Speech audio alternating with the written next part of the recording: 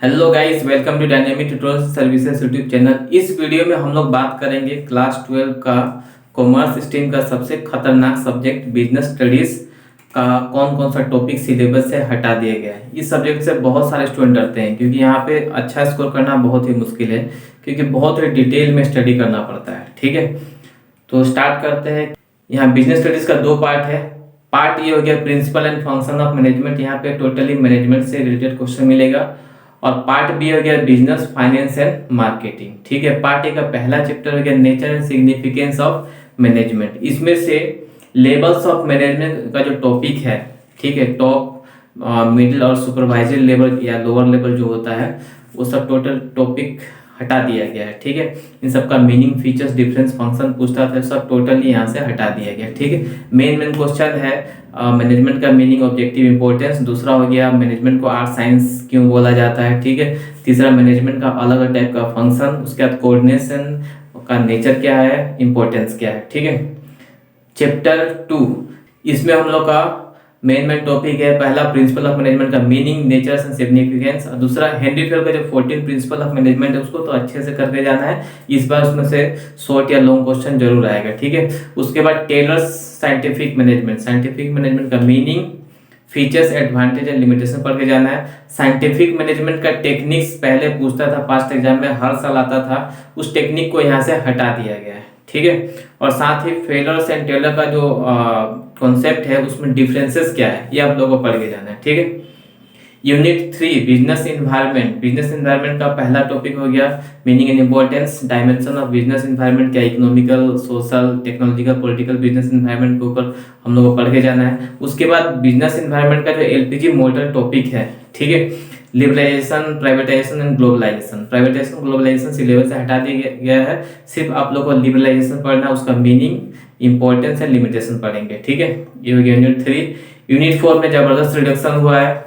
ठीक है, planning chapter है, इसमें जो सबसे टिपिकल पार्ट था उसी को हटा दिया गया है। जैसे types of plan, types of plan अलग अलग, इसमें स्टूडेंट लोग को यही समझ में नहीं आता है कि इन सब का मतलब क्या है, ऊपर से इन सब का डिफरेंसेस पूछ देता था पेपर में। ठीक है, तो इस टॉपिक को हटा दिया गया है। तो 2021 में बिजनेस स्टडीज जो है आप लोग के लिए थोड़ा सा आसान हो गया है, पास्ट एग्जाम का हिसाब से कंपेयर किया जाए बहुत आसान हो चुका है। ठीक है, इसमें आप लोग को पढ़ना है meaning, features, importance, limitation and planning process. जो भी क्वेश्चन आएगा इसी में से आएगा। ठीक है, नेक्स्ट है ऑर्गेनाइजेशन। ऑर्गेनाइजेशन आप लोग को पढ़ना है मीनिंग एंड इंपॉर्टेंस, उसके बाद स्टेप्स। ठीक है, उसके बाद जो अलग अलग टाइप्स का ऑर्गेनाइजेशन था, ठीक है, जैसे functional organisation, divisional structure, formal informal organisation, ये टॉपिक टोटली हटा दिया गया। तो आप लोग को यहाँ पे ऑर्गेनाइजेशन में बहुत कम क्वेश्चन मिलेगा। ठीक है, उसके बाद यहाँ पे आप लोग को डेलीगेशन पढ़ना, डेलीगेशन का मीनिंग, एलिमेंट्स एंड इंपॉर्टेंस। उसके बाद डिसेंट्रलाइजेशन का मीनिंग, इंपॉर्टेंस, और डेलीगेशन और डिसेंट्रलाइजेशन में क्या डिफरेंस है। ठीक है, यूनिट 5 में भी अच्छा खासा रिडक्शन हुआ है।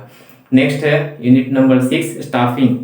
स्टाफिंग का मीनिंग पढ़ना है, नीड, इंपॉर्टेंस पढ़ना है। ठीक है, staffing as a part of HRM, human resource management का स्टाफिंग एक पार्ट होता है। 3 मार्क्स का शॉर्ट नोट पहले पूछता था, उसको सिलेबस से हटा दिया गया। यूनिट 6 में ज्यादा कुछ रिडक्शन आप लोग को नहीं मिलेगा। ठीक है, उसमें स्टाफिंग का हम लोग को स्टेप्स पढ़ना है, रिक्रूटमेंट का मीनिंग एंड सोर्सेस पढ़ना है, जैसे इंटरनल, एक्सटर्नल। ठीक है, सिलेक्शन का मीनिंग और प्रोसेस पढ़ना है, उसके बाद रिक्रूटमेंट एंड सिलेक्शन का डिफरेंस पढ़ना है, उसका ट्रेनिंग का नीड, इंपॉर्टेंस पढ़ना है। उसके बाद ट्रेनिंग का एक बहुत ही important topic on the job and off the job training methods है, उसको एक्सप्लेन करना है। इस बार ये टॉपिक एग्जाम में पूछना चाहिए। ठीक है, यूनिट नंबर 7 हो गया डायरेक्टिंग। डायरेक्टिंग का मीनिंग, इंपॉर्टेंस, प्रिंसिपल, एलिमेंट्स जो अलग अलग 4 होता है, supervision, motivation, leadership and communication. ठीक है, डायरेक्टिंग के 4 एलिमेंट होता है, 4 एलिमेंट से क्वेश्चन आएगा। बस 2 टॉपिक हटाया गया है, एक तो हो गया मास्लो का जो थ्योरी है मोटिवेशन को, उसको हटाया गया है, और कम्युनिकेशन का जो बैरियर्स है उसको हटाया गया। बात बाकी पूरा का पूरा चैप्टर आप लोग को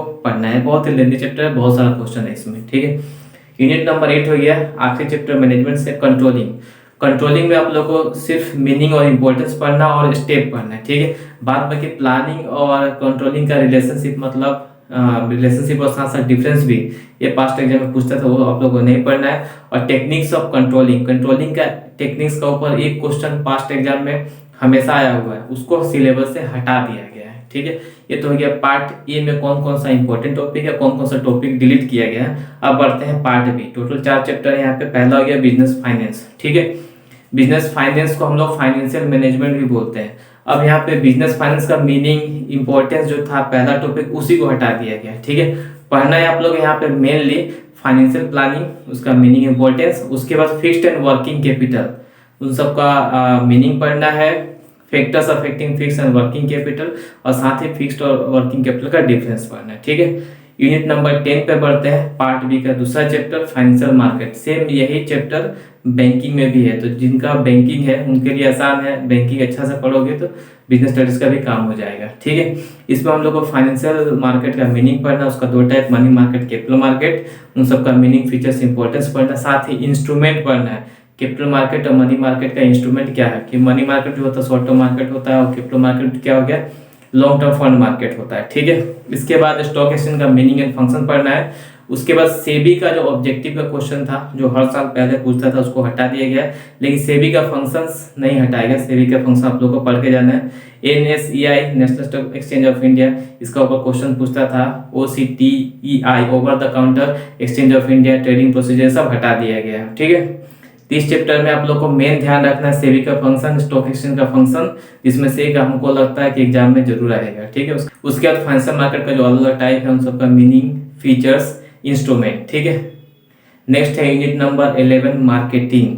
बहुत ही लेंदी चैप्टर है, बहुत सारा क्वेश्चन इसमें। ठीक है, इसमें आप लोग को मार्केटिंग का मीनिंग, फंक्शन, रोल पढ़ना है, मार्केटिंग एंड सेलिंग का डिफरेंस पढ़ना, मार्केटिंग मिक्स का जो 4 एलिमेंट होता है, product, promotion, price and distribution, वो पढ़ना है। लेकिन यहाँ पे अच्छा बात यह है कि जो डिस्ट्रीब्यूशन टॉपिक है टोटली हटा दिया गया है। ठीक है, प्रोडक्ट का मीनिंग, फीचर्स, अलग अलग टाइप्स, ब्रांडिंग, लेवलिंग, पैकेजिंग आप लोगों को पढ़ना है। ठीक है, लेकिन जो डिस्ट्रीब्यूशन से रिलेटेड जो टॉपिक था, channel of distribution, physical distribution, totally हटा दिया गया। उसका प्रमोशन जिसके अंदर एडवर्टाइजिंग भी आता है, वो सब आप लोगों को पढ़ना है। Meaning and role of promotion, promotion mix क्या होता है, इसमें एडवर्टाइजिंग का रोल पढ़ना, साथ है पर्सनल सेलिंग। ठीक है, उसके बाद प्राइसिंग, फैक्टर्स इन्फ्लुएंसिंग प्राइसिंग, ये क्वेश्चन पढ़ के जाना है क्योंकि हमको लगता है ये क्वेश्चन एग्जाम में इस बार आना चाहिए। ठीक है, उसके बाद आखिरी चैप्टर कंज्यूमर प्रोटेक्शन एक्ट, इसमें 2 क्वेश्चन मिलता है 3 मार्क्स का। ठीक है, इसमें सबसे फर्स्ट मिलेगा आप लोगों का rights and responsibilities of consumers. ठीक है,